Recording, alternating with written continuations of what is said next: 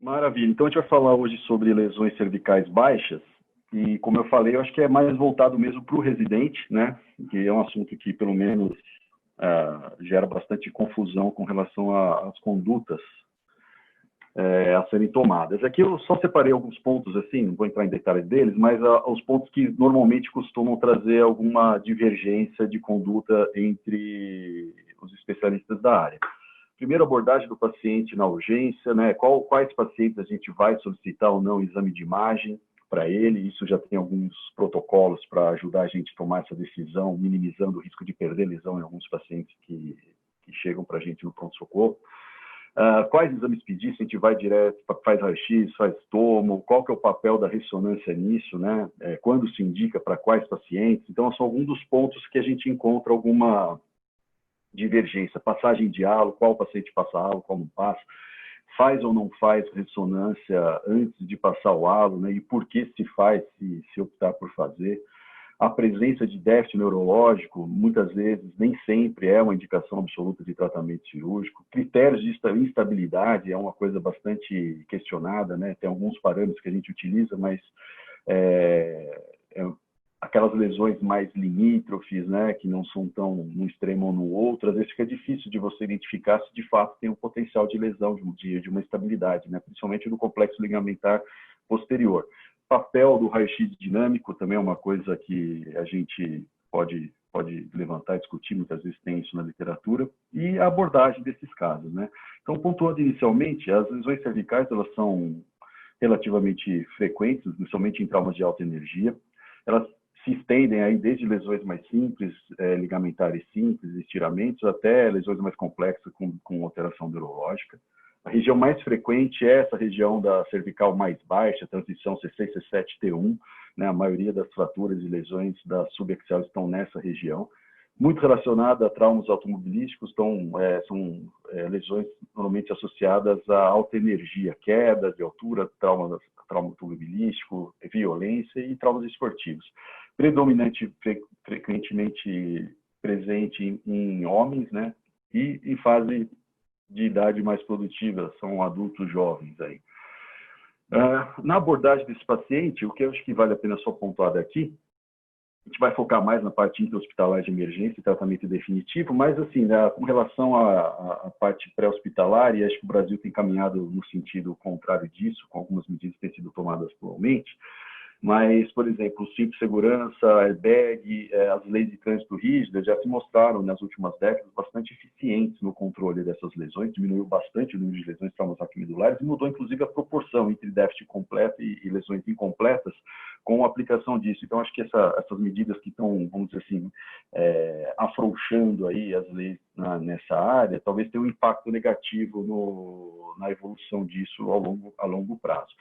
Esses pacientes são pacientes que demandam aí aquela abordagem inicial, preconizada pelo ATLS e tal. Dessa parte, eu gostaria de frisar, principalmente para os residentes, a importância de uma avaliação neurológica já inicial adequada, né? É muito importante fazer isso de forma padronizada. A gente tem aí a orientação do ASIA, que eu acho que é o mais prático de ser seguido. A importância de ter essa avaliação no início tem uma importância no sentido de você fazer um acompanhamento para ver a evolução positiva dessa lesão, né? E fazer evoluções subsequentes seriadas, justamente para identificar uma deterioração neurológica, talvez uma mudança de conduta, uma abordagem mais agressiva. Então, é muito importante a avaliação inicial, bem anotada, bem documentada, e avaliações seriadas e seguidas, para justamente continuar monitorizando o status neurológico desse paciente. Aqui, uma coisa que a gente dá muito pouco valor, pelo menos a gente, nas nossas discussões aí na enfermaria, a gente não levanta muita atenção para isso, que é a lesão da artéria vertebral, né? Então, na maioria das vezes, ela é assintomática, então, por isso, muitas vezes a gente não entra nesse debate, mas é uma lesão, na literatura a gente vê aí de 17% a 46% dos traumas da coluna subaxial tem alguma lesão da artéria vertebral associada, né? Isso é mais frequente, né? Quando tem a lesão, 73% dessa lesão é mais frequente quando você tem um comprometimento multinível, mas mesmo lesões de nível único pode acontecer. Frequentemente assintomática, mecanismo associado à lesão da artéria é por estiramento ou compressão direta. O que a gente precisa, isso eu gostaria de só reforçar somente com os residentes, é que esse paciente pode evoluir com alteração neurológica relacionada à região basilar, né? Que disartrias, tontura, diplopia, isso pode acontecer até tardiamente ao trauma. Então, nessa evolução no ambulatório, ficar atento a algum desses sintomas. Na suspeita da lesão, tem indicação de se fazer investigação com uma angiorressonância, angiotomografia ou até mesmo uma arteriografia, e alguns pacientes desses sintomáticos merecem tratamento direcionado, especializado para isso, tá? Como a maioria dos pacientes que sofrem esse tipo de lesão, imagino, né, são pacientes jovens, e eles têm, muitas vezes, isso até, acho que se o Eloy estiver aí, ele pode contribuir com essa parte, eles têm o trígono de Willis pérvio, né? Então, acho que ele acaba suprindo a nutrição da região basilar pelo sistema carotídeo, né? Mas, de qualquer forma, quando presente, é uma coisa que deve ser, sim, chamar atenção e tomar muito cuidado de deixar passar essas lesões. Bom, ainda na abordagem desse paciente no trauma, uma dúvida frequente é quando a gente pode liberar esse paciente sem necessidade de unir um exame de imagem, a fim de otimizar o atendimento e otimizar os recursos do sistema de saúde. A gente utiliza muito o Nexus, né? Eu não vou entrar em detalhes de cada um, tem aqui, depois, acho que depois, quem quiser, a gente pode debater isso, mas utilizou-se por muito tempo o Nexus, mas os guidelines mais novos, principalmente num guideline que eu gostei muito, que é o da Sociedade de Ortopedia e Traumatologia da Alemanha, eles têm utilizado e recomendado o Canadian C-Spine Rule, que tem uma sensibilidade muito maior do que o Nexus. Então, a probabilidade de você aplicando esse fluxograma preconizado pelo Canadian, a chance de você deixar passar uma lesão é muito pequena. Então, você consegue otimizar os seus recursos de avaliação e de imagem para esses pacientes. Aqui tem aí o que é avaliado no Nexus, né? Para você decidir ou não se você pede exames de imagem, e aqui o Canadian Spine Rule. Bom, agora, uma vez optado, né, se você fazendo esse fluxo e chegar à conclusão que há necessidade de realização de exames de imagem, um outro ponto que gera alguma discussão é qual exame de imagem fazer, né? A maioria dos guidelines hoje, com a difusão que a gente tem a disponibilidade de tomografia na maioria dos serviços, principalmente nos grandes centros, a recomendação atual é ir direto para a tomografia, tá?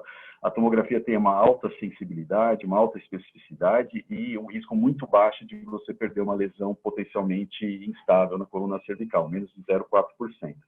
O raio-x, a sensibilidade já é menor, e ele está associado muitas vezes, né, ou para uma interpretação inadequada do raio-x, ou mesmo para o raio-x feito de forma inadequada, a perder, deixar passar aí lesões que não foram identificadas. Então, a recomendação atual para a maioria dos guidelines é sim ir direto para a tomografia. A ressonância magnética é um outro ponto de debate, né?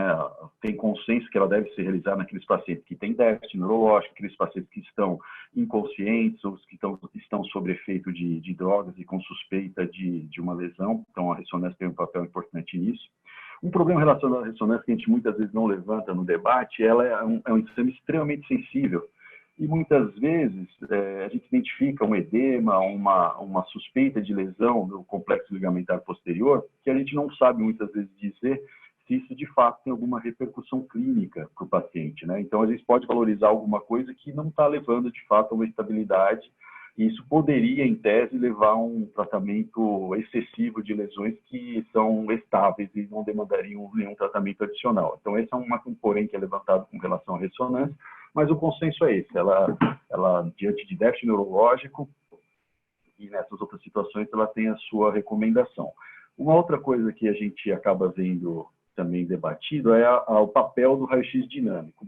De um modo geral, na urgência, ele não é recomendado e por alguns autores, inclusive, eles contraindicam a realização, pelo risco potencial que tem de provocar uma lesão, e esses pacientes, na maioria das vezes, estão com bastante dor, espasmo, dificuldade, você não consegue obter um exame que vai te ajudar aí na sua tomada de decisão. Talvez ela tenha algum papel, ainda assim questionável, na evolução já mais tardia, quando fica suspeita de uma instabilidade residual e você quer avaliar isso, se isso se confirma, o exame de raio-x dinâmico pode sim ter algum papel. Mas ainda é um tema bastante controverso na literatura. Mas de qualquer forma, eu vou só rapidamente mostrar alguns parâmetros radiográficos, principalmente para os residentes, que muitas vezes você está dando plantão, algum serviço que não tem disponibilidade de tomo. Na radiografia, ela sim pode ajudar, quando ela é avaliada de forma adequada e minuciosa, você consegue inferir, sim, possíveis lesões relacionadas à coluna cervical. Então, avaliar a anatomia e a morfologia da vértebra, você tem que ficar atento a congruências articulares, processos onciformes, se você tem algum desvio nisso. Outro ponto importante é o espaçamento dos processos espinhosos, se tem algum desvio rotacional, também te levanta suspeita de uma lesão, somente que tem um componente rotacional, lesão do tipo B também, que você pode ter uma distração no processo intraespinhoso, aumento do espaço. Você pode, muitas vezes, identificar uma fratura já que tem no plano coronal. Atentar para a congruência articular, né, para as linhas, né, anteriores, posteriores, para ver se tem alguma quebra dessa linha, que pode levantar suspeita também de lesão e de luxação. Congruência articular das facetas articulares é uma coisa importante de você avaliar, né? Isso a gente já consegue ver no raio-x perfil. Uma outra coisa, isso pode acontecer mais frequentemente, lesões do tipo B3, que são aquelas lesões por hiperextensão. Ele pode sofrer a lesão, sofrer hiperextensão e, no momento da realização do raio-x, por exemplo, ele já pode estar relativamente reduzida e pode ter um aumento anterior aqui muito discreto. Esse aumento de partes moles, né, pode levantar suspeita de formação de hematoma e de uma lesão adicional que merece uma investigação mais detalhada. Então, fica atento a isso. E também aquelas lesões já com uma deformidade já bem expressiva, você avaliar os processos intraespinhoso, translação e cifotização no segmento aqui. Então, dando continuidade.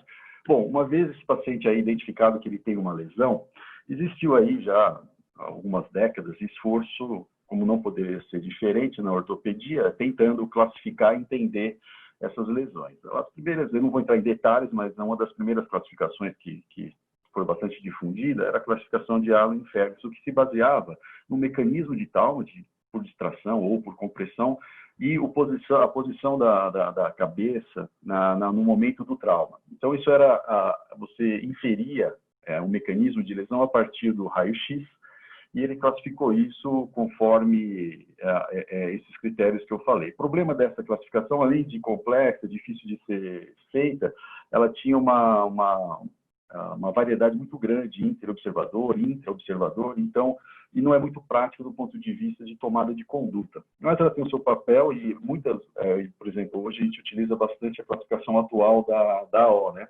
E a classificação AO, ela não deixa de ser, na verdade, embutida na sua organização, esses conceitos relacionados a mecanismo de trauma, mesmo que não de forma explícita. Então, isso tem o seu papel, sim, foi muito utilizado, mas hoje a maioria dos guidelines, eles se baseiam muito na classificação atual da AO, que eu acho que é mais prática e te dá também uma direção aí, um norte para você definir conduta. Seguindo nessa linha, tentando aprimorar a classificação e tentando trazer alguma informação que te ajude na decisão, na tomada de decisão, o Vaccaro e equipe desenvolveram essa classificação, que é o SLIC, né, que se baseia, né, traz componentes da classificação do Allen, né, morfologia, integridade ou não do complexo ligamentar posterior, e associação ou não com déficit neurológico. Você vai pontuando isso, você obtém um score e determinado valor de score, normalmente maior do que 4, né, 5 ou igual a 5, sugere tratamento cirúrgico. Scores aí 3 ou menos, né, tratamento conservador, e aquele meio termo, pontuação 4, fica a critério, né, tem que levar outras coisas em consideração para a tomada de decisão. Já era um caminho aí em direção a essa classificação nova, que também foi coordenada pelo grupo do Vaccaro na AO. E essa classificação é uma simplificação da classificação antiga da AO, e ela acaba embutindo dentro dela esses conceitos que a gente viu anteriormente. Ela é mais fácil de ser aplicada, não é muito complexa, e aí a gente consegue nortear razoavelmente bem a tomada de decisão baseado nessa classificação. Então, ela é dividida em A, B e C, como vocês já sabem, e em F também, para você ter um detalhamento, uma pormenorização da lesão da faceta articular associada, né? Ela, normalmente, o fluxograma para classificação, ele começa de C para A, né? Porque você, tendo algum componente de deslocamento ou translação, já se classifica como um tipo C. Não tendo componente de translação, você migra no fluxograma, aí ela deve ser ou uma tipo B ou uma tipo A, e seguindo o fluxograma você vai definindo isso. Excluídas lesões do tipo B, lesões por distração, você vai para classificá-la como tipo A. Ela também apresenta algumas subclassificações que também ajudam na tomada de decisão, né? Elas não são a parte mais importante da classificação, mas elas sim ajudam, que é a classificação do ponto de vista neurológico, e os modificadores que envolvem aí características da lesão, se tem hérnia, se não tem hérnia, características clínicas do paciente. São complementos dessa classificação que podem ajudar a gente na tomada de decisão. Bom, como tratamento definitivo, quais são os principais objetivos do paciente, né, de tratamento desse paciente? O principal objetivo é fornecer para esse paciente uma coluna estável e bem alinhada, que possa maximizar essa recuperação neurológica e que ele possa já ter aí uma reabilitação, uma recuperação funcional precoce. Esses são os principais objetivos a serem alcançados. A tomada de decisão para esses pacientes, ele segue muito dessas orientações que eu já citei, mas ela acaba sendo individualizada para cada paciente, determinadas condições até clínicas e outras comorbidades podem interferir na sua decisão, né? Mas, em linhas gerais, a gente se baseia na questão do status neurológico desse paciente, da questão de ter ou não uma instabilidade mecânica e de ter ou não deformidade ou mesmo o potencial dessa lesão evoluir com deformidade. Isso pode interferir na sua decisão por operar ou não operar, ou, uma vez decidido por operar, qual acesso, qual via que a gente vai utilizar. Então, do ponto de vista neurológico, a presença de déficit neurológico, muitas vezes, ele é uma evidência indireta de que tem uma instabilidade presente, né? Na coluna vertebral, todo o neuroeixo ali, ele é muito protegido, né, pela coluna vertebral. Então, quando você tem uma lesão, você assume que a integridade e estabilidade dessa região está comprometida. Um ponto que gera uma certa controvérsia, toda vez que você tem um déficit neurológico, você é uma indicação absoluta de cirurgia? Não, na literatura isso, principalmente quando a gente fala daquelas lesões, isso com certeza os residentes vão lembrar de algum caso recente na enfermaria, que eu me recordo de ter discutido isso. É muito comum aquelas lesões de pacientes com coluna já rígida, meio espondilótica, bastante artrose, faz aquela lesão com baixa energia, aquele trauma de baixa energia, uma lesão por hiperextensão, e esse paciente já de mais idade, com canal com um certo grau de estenose, evolui com uma síndrome centromedular. E não necessariamente esse paciente tem uma estabilidade associada. Então, assim, não tem muito consenso na literatura se esse paciente, de fato, tem uma indicação de tratamento cirúrgico. Alguns autores preconizam que sim, quando existe ainda uma compressão e esse tratamento cirúrgico, a descompressão é feito dentro de 24 horas, eles são favoráveis, sim, à abordagem cirúrgica, mas já tem outros autores que acham que não deve ser abordado caso não tenha estabilidade e não tenha uma compressão franca. Porque é uma lesão que tem um bom prognóstico e você colocar esse paciente que muitas vezes tem comorbidades, vai manipular essa região, pode ter uma hipotensão durante a cirurgia, você pode, inclusive, ter uma deterioração do quadro neurológico desse paciente. Então, é um ponto que tem muito debate, isso, com certeza, os residentes devem se lembrar de algum caso que a gente acabou discutindo nesse sentido. Bom, outro parâmetro que a gente usa é a estabilidade, né? Como definir a estabilidade? Não é também um consenso. Existem alguns guias que a gente utiliza para considerar uma coluna estável ou não. E esses aqui são os principais, que foi pontuado por Vaccaro e é vamos dizer assim, uma modificação, muitas vezes, daqueles critérios já definidos anteriormente, já White Panjado. Subluxações articulares, né, menos de 50% de contato articular, é uma indicação. Fratura da articulação, quando você avalia da parte superior até o fim dessa fratura na faceta articular, se ela tem mais do que 10 milímetros ou ocupa mais do que 40% da superfície articular. Translações maiores do que 3,5 milímetros, medida na parede posterior de uma vértebra em relação à outra. E esse delta de avaliação da angulação, né, dessa cifose, né, desse segmento acometido. Isso, a gente mede esse ângulo conforme essa ilustração que tem aqui e a gente subtrai dessa tabela que são, teoricamente, o padrão de normalidade.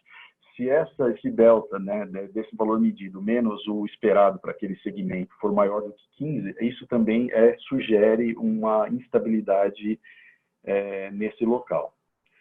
Então, é isso, com relação à instabilidade. Outro ponto que pode também aí optar por uma decisão de tratamento cirúrgico é a deformidade presente ou mesmo o potencial de deformidade. Aqui eu estou citando esse exemplo das fraturas A1 tipo A2, que são fraturas essencialmente estáveis e, na grande maioria das vezes, são tratadas de forma conservadora. Porém, é o que eu pude levantar aí na literatura, alguns autores, quando você tem aí por exemplo, uma cifotização grande, né, um potencial de evoluir com uma deformidade nessa região, que pode, no longo prazo, causar dor cervical crônica, degeneração de nível adjacente. Alguns autores, mesmo para uma fratura A1, A2, preconizam tratamento cirúrgico se tiver uma deformidade um pouquinho maior. Não é muito da nossa rotina, né? Mesmo porque acho que é muito incomum uma fratura A1 levar a uma cifotização tão grande. Quando você pensa uma fratura A1, A2 com uma cifotização tão grande, você já começa a levantar a suspeita muitas vezes de ser uma fratura até mais grave que você está passando despercebido, uma tipo B, por exemplo, que não está sendo diagnosticada. Mas é uma orientação que a gente vê na literatura, sim, e é possível seguir essa linha de tratamento também. Bom, com relação à abordagem cirúrgica, então, objetivo, realinhar a coluna, descomprimir quando tem compressão e fornecer estabilidade mecânica. Isso pode ser obtido de várias formas. Acesso anterior, acesso combinado, pode ser necessário fazer uma descompressão, e a maioria das vezes o acesso é determinado pelo padrão de lesão, né? Se você tem suporte anterior, se você não tem suporte anterior, se a sua lesão principal é uma falha da banda de tensão posterior. E mesmo assim, ainda existe possibilidade de você tratar de forma eficiente sem acessar diretamente a lesão. Muitas vezes uma lesão do tipo B pode ser tratada de forma eficiente com acesso anterior. Hoje, com material, as placas bloqueadas, estabilidades angulares, a gente tem uma série de casos aí que, com lesão do tipo B, que foi tratada por acesso anterior e evoluiu super bem. Então, ainda não é um norte, é uma orientação, mas não é totalmente amarrada essa conduta, tá? Com relação à descompressão desse paciente, que é uma coisa importante, algumas já tem evidência, sim, né, de que algumas revisões sistemáticas têm aquele trabalho do Stasis. A maioria das vezes, sim, essa literatura é baseada em trabalho retrospectivo, mas já tem alguma evidência que descompressão precoce, em até 24 horas, melhora o prognóstico neurológico desses pacientes. A questão tratamento que demanda material específico, equipe treinada, então nem sempre está prontamente disponível para você já tratar esse paciente na urgência de forma definitiva. Então, aqui a gente tem bastante experiência com o uso do halo craniano. Vantagem do halo craniano, né? Quando é possível fazer, né? Quando o paciente preenche as indicações para a aplicação do halo craniano. Ele promove uma estabilidade da região cervical, ele melhora a dor por conta do alinhamento e da distração, né? E ele promove a redução incruente e descompressão de elementos neurológicos. O debate que tem com relação ao halo é a necessidade de você fazer uma ressonância antes da colocação do halo, né?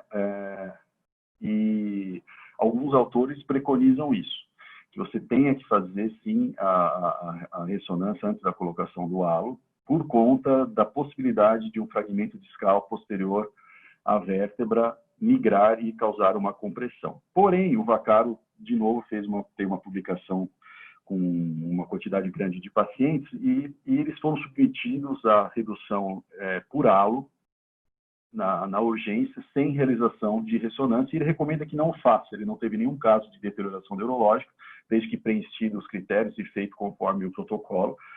E ele, inclusive, não recomenda a realização de ressonância nesse momento, porque isso pode atrasar o tratamento do paciente, pode expô-lo a ter uma complicação neurológica no transporte, na transferência do paciente do leito para a máquina de ressonância. Então, a recomendação pelo grupo do Vaccaro é que não faça. Outros grupos já recomendam que faça. Aqui, o que acontece com a gente? A gente frequentemente faz a ressonância antes da colocação do halo, sim, porque esse paciente...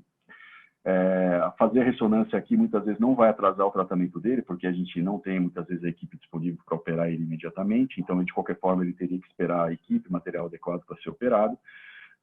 O nosso halo é de aço inox, então uma vez colocado o halo, ele não pode fazer ressonância com o halo, então isso traria um problema logístico, mas a gente acaba não fazendo a ressonância com a preocupação de ter uma migração com a tração, porque é uma coisa muito rara de acontecer. A gente faz mesmo com a intenção, muitas vezes, de ajudar no planejamento cirúrgico, na abordagem cirúrgica e deixar para fazer isso depois da colocação do halo geraria esse problema logístico. Lá, provavelmente, eles fazem isso porque lá tem disponível e é muito mais frequente halo de fibra de carbono, que permite que o paciente faça ressonância mesmo com o halo. Aqui, assim, na literatura, eles falam de redução, bastante alta frequência de redução incruenta por halo, né? Até 98%. Não é, assim, eu não sei o número exato, talvez a publicação mais antiga nossa tenha isso, eu não me recordo agora, mas não chega a ter, na minha opinião, a gente não tem essa taxa de sucesso. Provavelmente porque, a maioria das vezes, a gente recebe casos que já vieram encaminhados de outros hospitais, já tem uma luxação já há mais tempo, e aí sim a redução é mais difícil. E aquelas reduções unifacetárias e luxações unifacetárias também normalmente são mais difíceis a gente conseguir de forma incruenta. Mas assim a gente utiliza e com bastante frequência isso. Bom, agora partindo, então, partindo para as orientações de tratamentos definitivos. Seguindo a lógica da classificação AO, em geral, fraturas do tipo A0 são aquelas fraturas de elementos que não interferem na estabilidade da coluna subaxial. A gente trata de forma conservadora, com colar rígido já é mais que suficiente. As fraturas do tipo A1 também, na grande maioria das vezes, conservadora, exceto aquilo que eu já citei, né? Em alguns casos raros, com uma deformidade, uma cifotização mais importante, pode-se lançar mão de tratamento cirúrgico aí com acesso anterior, tratando somente esse segmento, com a intenção mesmo de preservar essa anatomia da coluna cervical. Entra naquela discussão que eu já falei, né? Não é comum a gente ver uma fratura do tipo A1 com uma cifotização tão grande. Mesmo aqui, ó, aqui na ilustração, essa é a ilustração direto da O, a gente vê essa cifotização aqui, né, na fratura 1, mas se você olhar, tem até um alargamento aqui. Então, aqui poderia ser até uma tipo B, na verdade, aqui na ilustração, né? Você vê uma abertura dos processos espinhosos atrás. Então, não é comum no tipo A1 pura mesmo, a gente vê uma cifotização grande, mas existe orientação na literatura. Aqui temos um exemplo, então, de fratura do tipo A0, né, que é uma fratura por trauma direto de processos espinhosos, que não conferem estabilidade, e aqui uma fratura do tipo A1.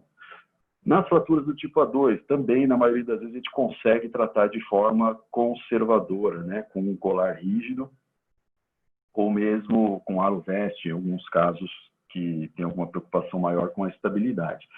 Também cabe essa mesma discussão, né, de potencialmente fraturas com deformidade teriam indicação cirúrgica. Um cuidado nessa fratura é, muitas vezes, a invaginação aqui do componente discal, né, entre os fragmentos nesse plano coronal. Isso pode também levar a uma não união, né? Isso na evolução, é uma complicação possível dessa fratura. Mas tá aqui as orientações. Agora, tipo A3, tipo A4, na literatura, sugere-se que casos muito particulares, com bastante cuidado, o paciente órgão sintomático, sem uma deformidade importante, seria passível de tratamento conservador com uma imobilização rígida. Eu acho bastante complicado isso. Fratura do tipo A3, fratura do tipo A4 tendem a ser bastante instáveis. Existe uma publicação recente que fazendo a correlação e prognóstico das lesões da classificação, conforme a classificação AO e evolução, os déficits completos são mais frequentemente vistos nas fraturas do tipo explosão, tipo A3, do que, inclusive, na fratura tipo C. Então, é uma fratura instável com potencial alto de levar a uma deterioração neurológica. Eu fico bastante temerário, vamos dizer assim, de tratar de forma conservadora uma fratura do tipo A4, mas, assim, é possível na literatura, não é muito a nossa prática usual aí no HC, mas eventualmente pode-se lançar mão disso em casos específicos. Segue aqui exemplo, né? Aqui a gente vê a fratura do tipo A2 com split no plano coronal, e aqui uma fratura do tipo A3 com comprometimento do platô superior e aqui comprometimento do muro posterior. As fraturas do tipo A4, como eu já citei, instáveis e demandam muitas vezes fixação de 2 segmentos e reconstrução do suporte anterior. Então, normalmente a gente aborda as fraturas do tipo A4 por um acesso anterior. Aqui temos um exemplo, né? Aqui, na verdade, é um corte parasagital, a gente não vê o comprometimento do muro posterior nesse corte, mas nos cortes sagital tinha sim. Então, aqui é uma fratura do tipo A4, foi tratada de forma cirúrgica, com uma corpectomia e fixação com placa com estabilidade angular. Entrando agora no tipo B, em geral, tipo B, tratamento cirúrgico, tá? É uma fratura, são lesões instáveis, né? Há um parênteses, uma exceção possível de se tratar tipo B1 de forma não cirúrgica com uma imobilização rígida, um halo veste e hiperextensão. Como é uma lesão predominantemente óssea, ela tem boa cicatrização e boa evolução, mantendo a estabilidade daquela região. Tipo 1, eu tentei levantar, né? Aliás, quero agradecer o Fonseca, que me ajudou a levantar os casos, né? E o Killer também, que ajudou a fazer um levantamento da literatura. A fratura tipo B1, a gente não conseguiu identificar nenhum caso no nosso banco de dados. E até no próprio site da AO, ele sempre, se você entrar naquele referências cirúrgicas no site da AO, para todos os tipos de lesões, ele mostra um caso clínico. Né? Agora, para o tipo B1, ele só tem a ilustração mesmo. Então, assim, acho que até eles tiveram dificuldade de identificar um tipo B1, não é uma coisa muito frequente. Mas, de forma geral, tratamento cirúrgico, com exceção do tipo B1, que você tem a opção aí de tratar com uma órtese rígida. Tá? E, de um modo geral, você faz uma abordagem por via posterior para fazer uma reconstrução da banda de tensão ligamentar. Mas a gente tem inúmeros casos e uma certa experiência com acesso anterior, e muitas vezes você trata de forma bastante eficiente com o acesso anterior, desde que você tenha uma placa bloqueada, um instrumental adequado implantes adequados para essa finalidade. Uma evolução super boa, eu não me recordo atualmente de nenhum caso desse que acabou tendo alguma falha de síntese e necessidade de reabordagem. Então, aqui tem um exemplo, não são os mesmos casos, tá? São casos distintos. Aqui a gente vê aqui uma lesão ligamentar, né, espaçamento entre os processos espinhosos, e aqui também, inclusive, com uma hérnia discal aqui. Muito bem. Aqui, detalhe só para tipo B3, em particular, porque é um tipo de lesão em hiperextensão e ela é mais frequente em colunas que já tem aí alguma doença associada, anquilosante, né, pode ser espondilite anquilosante, DISH, ou mesmo uma coluna espondilótica, uma artrose avançada, são normalmente bastante instáveis essas lesões e particularidade nesses pacientes e que ela está associada a muita complicação, como a gente estava conversando anteriormente na discussão de casos nossos, o Marcon levantou bem essa questão, né? O paciente com espondilite anquilosante frequentemente complica. Ou com infecção, né? Normalmente esses pacientes têm uma osteoporose grave, tem uma qualidade óssea muito ruim. Então, esse modificador 3, que eu destaquei, na verdade, ele é bastante relevante por isso, porque muda um pouco a abordagem. Se esse paciente tiver que ser tratado de forma cirúrgica, muitas vezes ele tem que ser abordado por 360, fixar pela frente e atrás, e demanda uma fixação mais longa, com braço de alavanca, uma distribuição dos implantes por mais vértebras, para que você não tenha uma distribuição melhor das forças que agem ali. Porque tem muita soltura, muita quebra de material, falta de consolidação e bastante complicação. Esses pacientes também têm, com uma certa frequência, por isso é uma contraindicação relativa, muitas vezes, à colocação de halo, porque eles também fazem muito hematoma. Eu me recordo até de uns anos atrás, um caso nosso que evoluiu com déficit neurológico internado por conta de um hematoma em expansão, né? Então, tem que tomar muito cuidado com esses pacientes, eles complicam muito. Então, aqui a gente vê um exemplo de uma lesão do tipo B3, né? Um alargamento aqui, uma lesão intradiscal, inclusive com estenose do canal em uma compressão anterior e posterior aqui. E a tipo C, finalmente, a tipo C é uma fratura bastante instável com translação. Normalmente você tem que ter um comprometimento dos elementos anteriores e posteriores para que a vértebra sofra esse tipo de translação. Também frequentemente associada a déficit neurológico.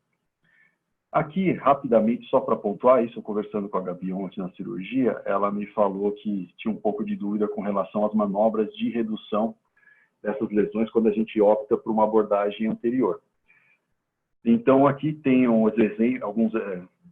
duas técnicas diferentes de redução, uma com o distrator, né? Aqui você coloca o distrator no espaço discal do nível lesado, você promove uma distração para que você tenha solte, né, aquela faceta que está empoleirada, né, na faceta inferior.